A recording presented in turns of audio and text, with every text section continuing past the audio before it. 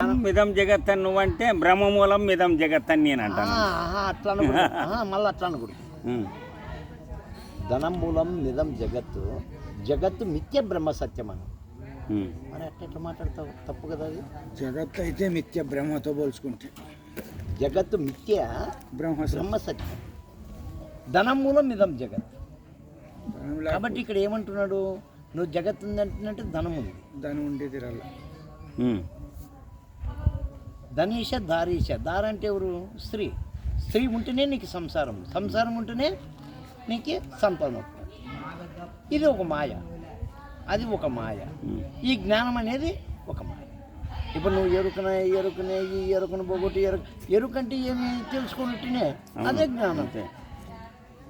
దీంట్లో జ్ఞానం అంటే ఏమిటి? నువ్వు ప్రజ్ఞానము అన్నావు, బ్రహ్మజ్ఞానము అన్నావు. ప్రజ్ఞానం అంటే ఏమి, బ్రహ్మజ్ఞానం అంటే ఏమి? ఇది చెప్పు. చెప్పుకుంటారా స్వామి? చూడప్పా. లేదు ఎవరైతే చెప్పినా ఒకటే అట్లా అన్నారు. జ్ఞానమే బ్రహ్మము, జ్ఞానమే బ్రహ్మము. 10 సార్లు చెప్పినావు.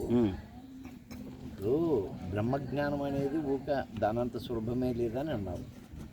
తర్వాత ఏమంటున్నావు? మళ్ళా ప్రజ్ఞానము అంటున్నావు. ఈ ప్రజ్ఞానం అంటే ఏమి, ఈ బ్రహ్మజ్ఞానం అంటే ఏమి?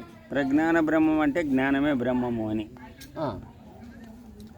బ్రహ్మజ్ఞానం అంటే బ్రహ్మ స్వరూపాన్ని ఏదైతే తెలుసుకుంటామో, బ్రహ్మని ఏదైతే తెలుసుకుంటాదో, ఆ బ్రహ్మను తెలుసుకునే తెలివి ఏదైతే ఉందో అది జ్ఞానమే. అది జ్ఞానం. ఈ ప్రజ్ఞానం అంటే ఇప్పుడే చెప్తా కదా స్వామి. మరి అది రెండు ఒకటి అని. రెండు ఒకటి అయినప్పుడు ఒకటే అన్నా, ఒకటే పదమే రావాలి కదా, రెండు ఎందుకు పెట్టాలి? నేను బ్రహ్మజ్ఞానం అని అనలేదే.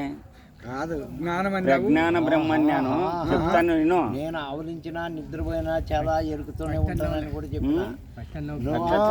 అట్లా కాదులే అనేది. అహం బ్రహ్మస్మి, అహం బ్రహ్మస్మి. లేదు, ఈ బ్రహ్మజ్ఞానం అనేది తెలుసుకునేది అదైతే చాలా సులభమని అది లెక్క. అందుకనే అది ఆ పలుకు. ఈ వేదాల గురించి చెప్పినప్పుడు అన్నట్ల. వేదాల గురించి అట్లా చెప్తాను.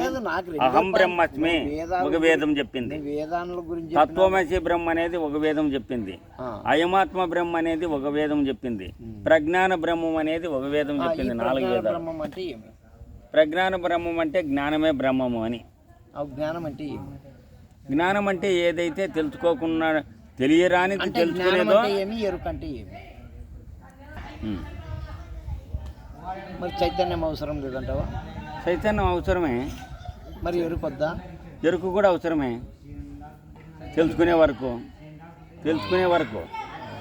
తెలుసుకున్న తర్వాత దాంతో అవసరం లేదు. దానికి తెలుసుకున్న వాటినంటే నీ అనుభవం ఏమిటి?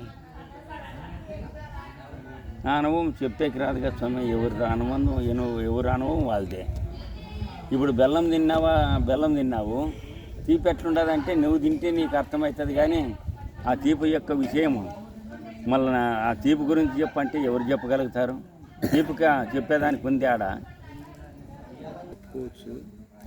ఎరుకంటే జ్ఞానము, ఎరుకంటే ఇంద్రియములు, ఎరుకంటే ఆత్మ, ఎరుకంటే జీవుడు అని అన్ని చెప్తారు. మరి ఇంకొక మాట చెప్తా చూడ, ఇంకా లాస్ట్ మాట.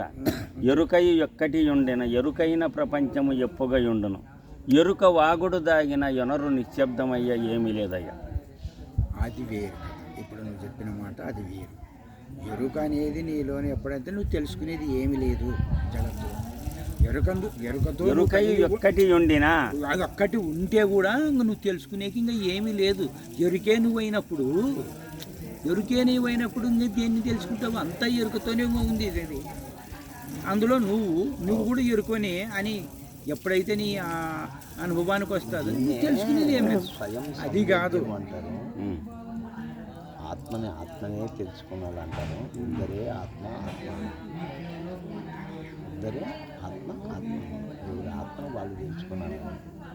ఈ మధ్యలో అచలం అనేది ఎక్కడి నుంచి అంటే సంప్రదాయం వచ్చింది. చాలామంది ఇక్కడ ఇబ్బంది కలుగుతుందంటే ఈ అచలం చెప్పిన ఇప్పటిది కాదు కదా స్వామి. అచలం అనేది సాంప్రదాయం. సాంఖ్యము, తారకము, అమనస్కము, పరిపూర్ణం అన్ని ఎరుకనే చెప్తారు కదా. మాయ కూడా ఎరుకనే అన్నారు కదా. మరి ఎరుక మాయ అయినప్పుడు అజ్ఞానాన్ని కూడా ఒక దశలోనే మాయ. ఉమ్. శాస్త్రం ఏం చెప్తుందంటే అజ్ఞానమే మాయ. ఎప్పుడైతే అజ్ఞానం తొలుగుతుందో మాయ తొలుగుతుంది. ఎప్పుడు నీకు అజ్ఞానం ఉంది మాయ ఆవరిస్తుంది అని చెప్తాను. దాన్ని కూడా అజ్ఞానాన్ని తీసుకొని కూడా ఎట్లా మరి చెప్పు అజ్ఞానము మరి చెప్పు. ఇప్పుడు అజ్ఞానం ఉమ్. మాయ. ఉమ్. మాయ అంటే ఏమిటి అంటే ఇక్కడ తెలుసుకోవాల్సింది. అక్కడ ఎరుక అంటే ఏమిటంటే జ్ఞానం. ఇక్కడ మాయ అంటే ఏమిటంటే అజ్ఞానం. ఉమ్. అక్కడ ఎరుక అనేది జ్ఞానము, ఇక్కడ అజ్ఞానం అనేది మాయ. ఉమ్. మాయను తెలుసుకోవాలంటే ఏం చేయాలంటే ఎరుక కలిగి ఉండాలి. నువ్వు మాయను తెలుసుకోవాలనుకున్నప్పుడు ఎరుక కలిగి ఉండాలి. ఉమ్. ఎరుక కలిగి నువ్వు ఎప్పుడైతే ఉంటాయో మాయ దొరుకుతుంది. ఉమ్. ఎప్పుడు నువ్వు ఎరుక లేకోకుండా ఉంటావో అజ్ఞానం ఆవరిస్తుంది. అజ్ఞానం ఆవరించిందంటే మాయ ఆవరించింది. అజ్ఞానం అన్నా అవిద్య అన్నా అవిద్య అదన్నా ఒకటే. ఉమ్. నేను అట్లా కాదు నేను అంటున్నాను. మీరు ఏమంటున్నారంటే ఎరుకని తీసుకొచ్చి మాయకి కలిపినారు. మాయ అది, చైతన్యము అది, ఆత్మ అది, దేహేంద్రియములు అది అని అన్నారు. వాస్తవంగా అంటే ఇవన్నీ ఆత్మతో పాటు ఇవి రాలేదు. ఇవన్నీ మధ్యన వచ్చినవి. మొట్టమొదటి ఉన్నది ఒకటే. కొంచెం అలా ఇబ్బంది పడుతున్నారు. ఈసారి పోయినప్పుడు నువ్వు ప్రశ్నించావు. ఎరుకన్నప్పుడు జ్ఞానం అన్నప్పుడు ఏమంటే రద్దు సర్ప భ్రాంతి అనేది నేను చెప్పినామనేది కాదు. కొంచెం ఉండాలి. అందుకనే నువ్వు చెప్పినప్పుడు నువ్వు మాట్లాడినట్టు కూడా నేను మాట్లాడడం లేదు. ఎందుకంటే కంప్లీట్గా అయిపోయింది. నాకు అవకాశం మాట్లాడు. ఇంకా నేను కంప్లీట్ మాట్లాడే వరకు నువ్వు ఇప్పుడు ఎంతసేపు ఉన్నా ఎరుకంటే కూడా అజ్ఞానం అనే మాట కిందకి తెచ్చినావు. ఈ ఎరుకు నీడన్నా ఈ ఎరుకు నీడన్నా అంటారు. ఇప్పుడు రజ్జు సర్ప భ్రాంతిలో మసక చీకట్లో తాడును చూసి పాము అనుకొని అబ్బాని ఎగిరి పడతాను. నా పక్కన వాడు వచ్చి ఏంది పాము అంటున్నావు కదా, తాడు కదా, నీకెందుకు తెలియదు అంట. ఇంకొక తాడు కదా. అయితే అంత సులభంగా దాన్ని ఊహించద్దు. అబ్బా పాము అని ఎగిరినప్పుడు పాము యొక్క రూపాన్ని ఊహించి పాము కూరలు కూడా వచ్చి తన మీదకు బుసుకొట్టినట్లు ఊహించుకొని లేని రూపాన్ని ఉన్నట్లు తీసుకోమన్నారు.